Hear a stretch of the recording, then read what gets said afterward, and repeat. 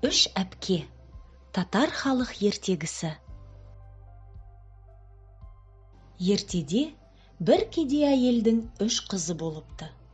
Солардың қарнын тойдырып, киіндіріп, қатарынан кем қылмай өсіру үшін әйел күндіз-түні тыным таппай еңбектеніпті.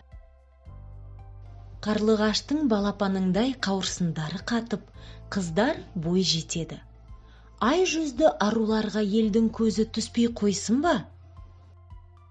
Қыздар бірінен соң бірі тұрмыс құрып, әр жаққа тарап кетеді. Әйел де қартайып, босағасында жалғыз қалады. Осылай күн артынан күндер өтеді. Бірде әйел науқастанып, төсек тартып жатып қалады.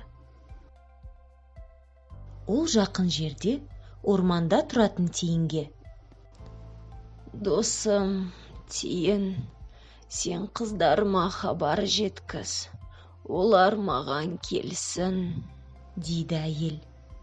Тиін әйелдің өтінішін орындауға жүгіріп кетеді.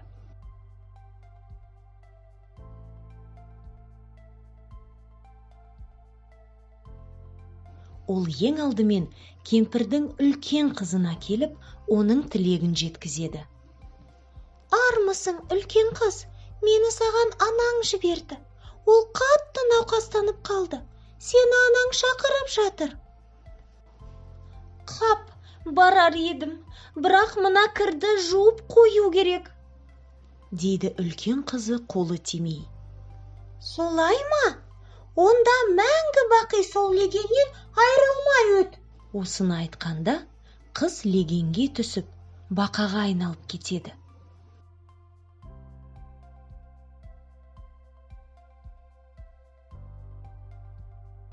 Тиін енді ортаншы қызға жетіп, анасының хабарын айтады.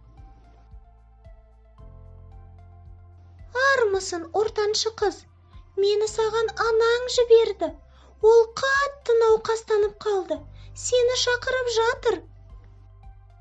«Ойпырмай, анама қазір-ақ шауып жетер едім-ау. Бірақ жәрмеңкеге мата тоқып апаруға үлгере алмай жатырмын». Тиін ызаланып: «Мата тоқып жатыр едім дейсің бе? Онда мәңгі бақи соны тоқып өт», дейді де жүгіріп кетеді. Ортаншы қыз өрмекшіге айналады да жорғалай жөнеледі. Тиін асығып, әйелдің кенже қызына келеді. Ол қамыр илеп жатыр екен. Қайғылы хабарды естіген қыз ләм-мим демей, қолының қамырын да тазаламастан жан ұшырып анасына жүгіреді. «Жүрегің ақ екен, саған да әрдайым мейірімді адамдар кездесін. Бақытты бол», дейді Тиін. Кенже қыз анасының үйіне қалай жеткенін де білмей қалады.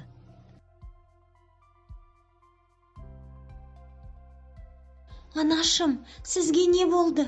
Әпкелерім қайда? Олар неге келмеген? Тиінжан, сен оларға хабар бердің бе?» «Иә, кенже қыз, бірақ олар енді келгілері келмейтінін айтты». «Анашым, ештеңе уайымдамаңыз. Мен сізді емдеп жазамын. Әпкелерім де келіп қалар, қолдары тимей жатқан болар. Бәрі жақсы болады», деп кенже қыз анасына дәрі-дәрмек береді.